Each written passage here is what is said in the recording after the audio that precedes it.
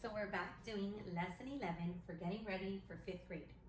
Now in lesson 11, you're doing something, again, that's familiar from our previous lessons in 4th grade. We are doing number patterns, and you already know how to see a first term and continue the pattern of the numbers using a rule. For example, if your first term was 6, and the rule was to multiply by 2, you would continue this pattern by multiplying each number by 2 to find out the number pattern. 6 times 2, 12. 12 times 2, 24. Okay, 24 times 2, 48. And your pattern would continue. However, this lesson is a little different because instead of being given the first term and the rule, they've already given you all the terms, and they want you to first find out the rule of how you got these numbers and finish the pattern. So for example, a scientist counts the number of lily pads in a pond each day. She records the number of lily pads in the table below. How many lily pads will be in the pond on day 5 and 6? So we're working a little backwards now. You've been given a number pattern, but you don't have a rule, and you're missing a part of the sequence. Your job now is to figure out the relationship between the number pattern.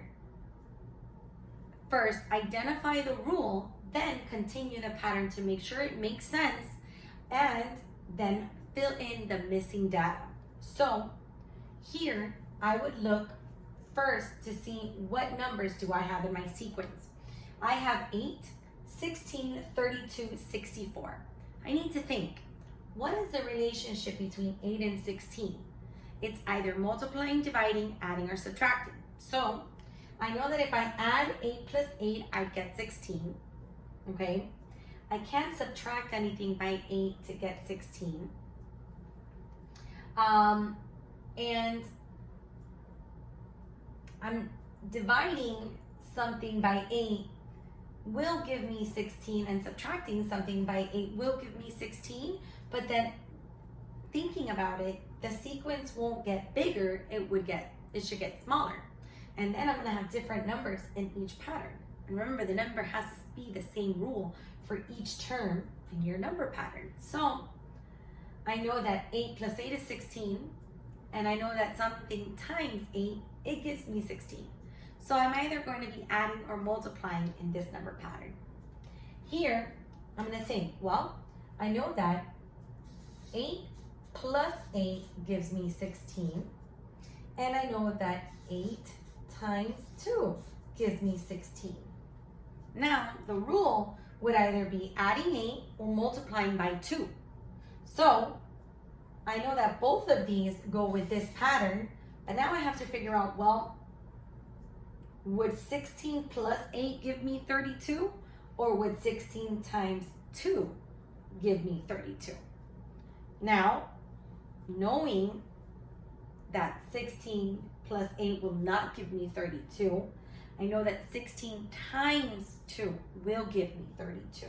So here I know that my pattern is still times 2. And I'm gonna double check to make sure that 16 times 2 will give me 32. 2 times 6 is 12.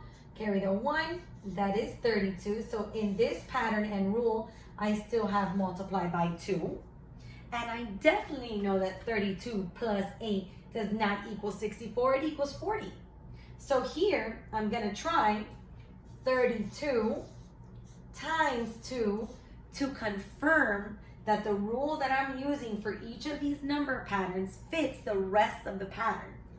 2 times 2, 4, 2 times 3, 6, and this is again confirmed. So, usually, if the first 3 number patterns share the same rule, then everything after that will be the same rule. So now, my next step, after identifying the rule,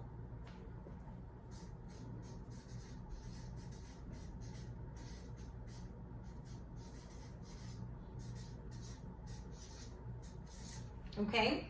I'm gonna figure out my missing patterns. So here I'm gonna multiply 64 times 2. Okay, remember, because my rule is times 2. 2 times 4 is 8. 2 times 6 is 12. Fill in my answer. And again, multiply by 2. 128 times 2.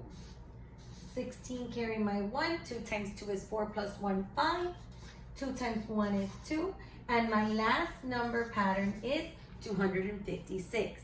Remember that my question was, how many lily pads will be in the pond on day 5 and 6? So remember, the next two, the first rule would, the first step would be identify the rule. We did. The next step is fill in the missing patterns. Fill in the missing numbers in the pattern. And so my response would be to describe this pattern. This pattern was created by multiplying each term.